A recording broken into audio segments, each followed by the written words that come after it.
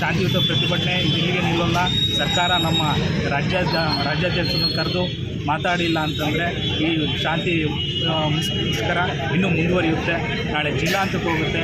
ಮುಂದುವರೆದಿಂದಲೇ ರಾಜ್ಯ ಮಟ್ಟದಲ್ಲಿ ನಾವು ಫ್ರೀಡಮ್ ಪಾರ್ಕಲ್ಲಿ ಸಹ ಪ್ರತಿಭಟನೆಯನ್ನು ಹಮ್ಮಿಕೊಳ್ತೇವೆ. ಒಟ್ಟಾರೆಯಾಗಿ ಇಷ್ಟೇ, ಸರ್ಕಾರ ನಮ್ಮ ಸಮಸ್ಯೆಗಳು ಸ್ಪಂದಿಸಿ ಒಂದು ಪರಿಹಾರ ಮಾಡಿಕೊಡ್ಬೇಕು ನಮ್ಮ ಸಮಸ್ಯೆಗಳಂತ ನಮ್ಮ ಬೇಡಿಕೆ ಆಗಿದೆ. ನಮಸ್ಕಾರ. ಈ ದಿನ ನಾವು ಕರ್ನಾಟಕ ರಾಜ್ಯ ಗ್ರಾಮಾಡಳಿತ ಅಧಿಕಾರಿಗಳ ಕೇಂದ್ರ ಸಂಘ ಬೆಂಗಳೂರು ವತಿಯಿಂದ ನಮ್ಮ ತಾಲೂಕು ಕಚೇರಿ ಎದುರುಗಡೆ ನಮ್ಮ ವಿವಿಧ ಬೇಡಿಕೆಗಳನ್ನು ಈಡೇರಿಸಬೇಕೆಂದೇಳಿ ಶಾಂತಿಯುತ ಪ್ರತಿಭಟನೆ ಮಾಡ್ತಾಯಿದ್ದೀವಿ. ಮುಖ್ಯ ಉದ್ದೇಶ, ನಮ್ಮ ಕಂದಾಯ ಇಲಾಖೆ ಪ್ರಾರಂಭ ಆದಾಗಿಂದ ಹಲವಾರು ಬೇಡಿಕೆಗಳನ್ನು ನಾವು ಸರ್ಕಾರದ ಗಮನಕ್ಕೆ ತಂದಿರ್ತಾ ಯಾವುದೇ ಬೇಡಿಕೆಗಳು ಸಕಾರಾತ್ಮಕ ಬೇಡಿಕೆಗಳು ಈಡೇರಿಸಿದೆ.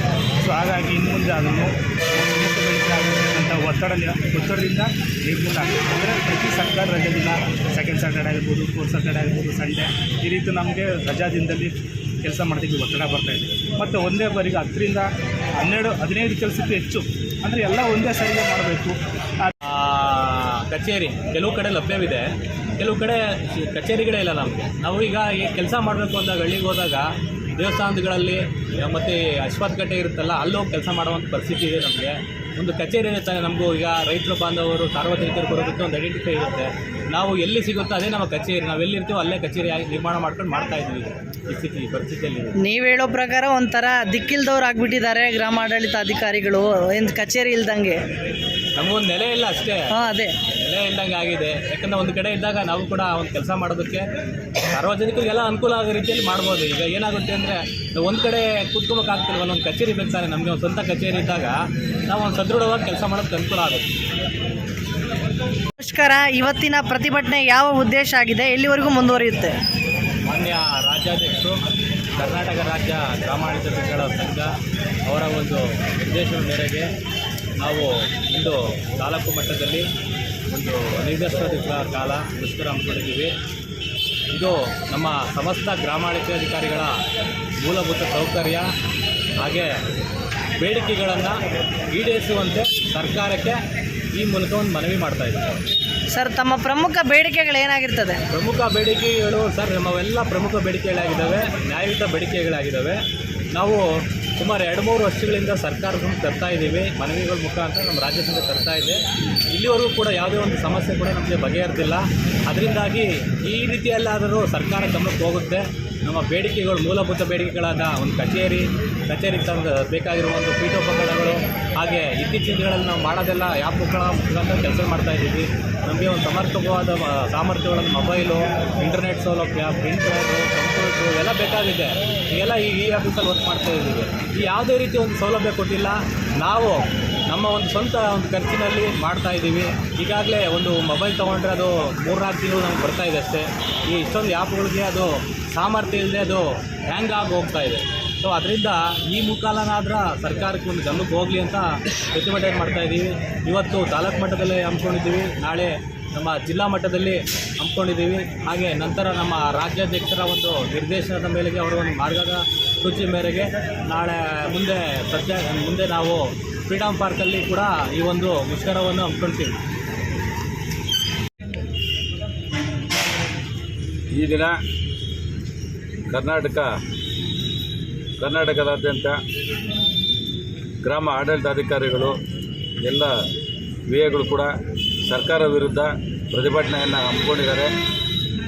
ಇವತ್ತು ನಾವು ಕೂಡ ಪಾವಡ ತಾಲೂಕು ರೈತ ಸಂಘದ ವತಿಯಿಂದ ಸರ್ಕಾರಿ ನೌಕರರಿಗೆ ಬೆಂಬಲವನ್ನು ಸೂಚಿಸುವುದಕ್ಕೆ ಬಂದಿದ್ದೀವಿ. ಪ್ರತಿಯೊಂದು ಹಂತದಲ್ಲೂ ಕೂಡ ಪಾವಡ ತಾಲೂಕಲ್ಲಿ ಪೂರ್ತಿ ರೆವಿನ್ಯೂನಲ್ಲಿ ಸಿಬ್ಬಂದಿ ಕೊರತೆ ಬಹಳ ಜಾಸ್ತಿ ಇದೆ.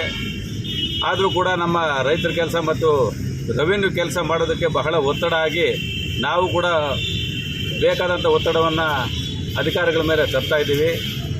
ಮುಖ್ಯವಾಗಿ ಹೇಳಬೇಕಾದ್ರೆ ಅವರ ಡಿಪಾರ್ಟ್ಮೆಂಟಲ್ಲಿ ಏನು ಕೆಲಸ ಇದೆ ಆ ಕೆಲಸವನ್ನು ಹೊರತುಪಡಿಸಿ ಅತಿ ಹೆಚ್ಚಿನ ಕೆಲಸ ಸರ್ಕಾರ ನೀಡ್ತಾ ಇದೆ. ಇಲ್ಲಿ ಸಿಬ್ಬಂದಿ ಕೊರತೆ ಬಹಳ ಜಾಸ್ತಿ ಇದೆ. ಅದು ಅಲ್ಲದೆ ಅವ್ರಿಗೆ ಈಗ ಲ್ಯಾಪ್ಟಾಪ್ ಆಗಲಿ, ಮೊಬೈಲ್ ಆಗಲಿ, ಓಡಾಡ್ತಕ್ಕಂಥ ಖರ್ಚುಗಳು ಏನೊಂದು ಕೂಡ ಸರ್ಕಾರ ನೌಕರರಿಗೆ ಕೊಡ್ತಾ ಇಲ್ಲ.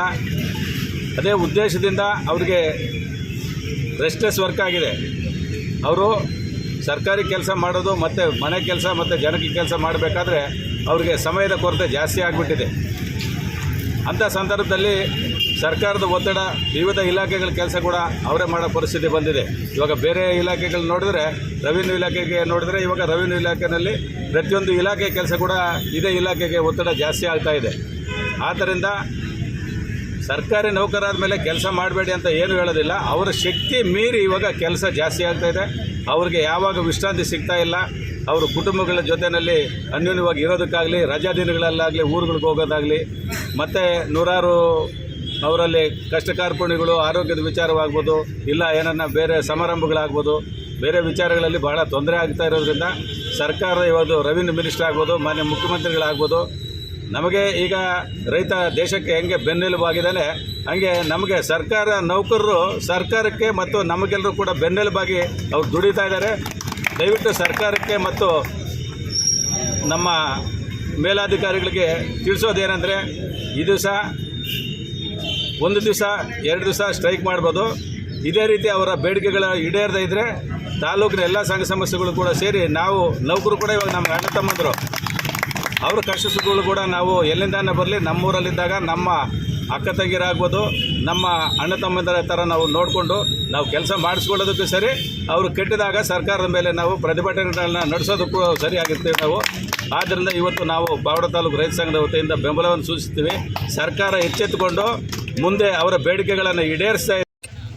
ಓಕೆ, ಕರ್ನಾಟಕ ರಾಜ್ಯ ಗ್ರಾಮ ಆಡಳಿತ ಅಧಿಕಾರಿಗಳ ಕೇಂದ್ರ ಸಂಘ ವತಿಯಿಂದ ಈ ದಿನ ಕರ್ನಾಟಕ ರಾಜ್ಯಾದ್ಯಂತ ರಾಜ್ಯದ ಗ್ರಾಮ ಆಡಳಿತಾಧಿಕಾರಿಗಳು ತಮ್ಮ ಸಮಸ್ಯೆಗಳ ವಿವಿಧ ಬೇಡಿಕೆಗಳನ್ನು ಈಡೇರಿಸುವ ಬಗ್ಗೆ ಈ ದಿನ ಮುಷ್ಕರವನ್ನು ನಡೆಸ್ತಾ ಇದ್ದಾರೆ. ಈ ಸಂಬಂಧಪಟ್ಟಂಗೆ ನಮಗೆ ದಿನಾಂಕ 26ನೇ ತಾರೀಕು ನಮ್ಮ ಪಾವಗಡ ತಾಲೂಕಿನ ಎಲ್ಲ ಗ್ರಾಮಾಡಳಿತಾಧಿಕಾರಿಗಳು ಮನವಿಯನ್ನು ಸಲ್ಲಿಸಿದ್ದಾರೆ. ತಾವೇನು ಮನವಿಯನ್ನು ಸಲ್ಲಿಸಿದ್ದಾರೆ ಅದನ್ನು ಮಾನ್ಯ ಜಿಲ್ಲಾಧಿಕಾರಿಗಳ ಮುಖಾಂತರ ಸರ್ಕಾರಕ್ಕೆ ಕಳಿಸ್ಕೊಡ್ತೀವಿ.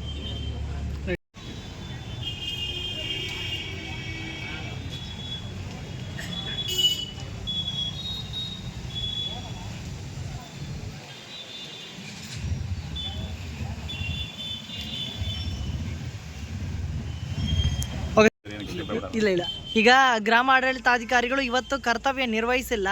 ಈಗ ಆಡಳಿತದಲ್ಲಿ ಏನಾದರೂ ವ್ಯತ್ಯಯ ಆಗಿದೆಯಾ ಸರ್? ಈ ದಿನ ಸದ್ಯಕ್ಕೆ ಈಗ ನಮ್ಮ ಈ ದಿನಾಂಕ 26 ಮತ್ತು 27 2 ದಿನಗಳ ಕಾಲ ಎಲ್ಲ ಗ್ರಾಮ ಆಡಳಿತಾಧಿಕಾರಿಗಳು ಪರಿವರ್ತನೆ ರಜೆಯನ್ನು ಕೊಟ್ಟಿರ್ತಾರೆ. 29 ನಾಳೆ 2 ಡೇಸ್. ಮುಂದಿನ 2 ದಿವಸ ನಾವು ಅವ್ರಿಗೆ ಕೊಟ್ಟಿರೋ ರಜೆಯನ್ನು ಪರಿಗಣನೆ ಮಾಡಿದ್ದೀವಿ. ಮುಂದೆ ಇವತ್ತು ನಾನು ನೋಡ್ಕೊಂಡು ಮುಂದಿನ ತೀರ್ಮಾನ ಅಂತ ಹೇಳ್ಬೋದು.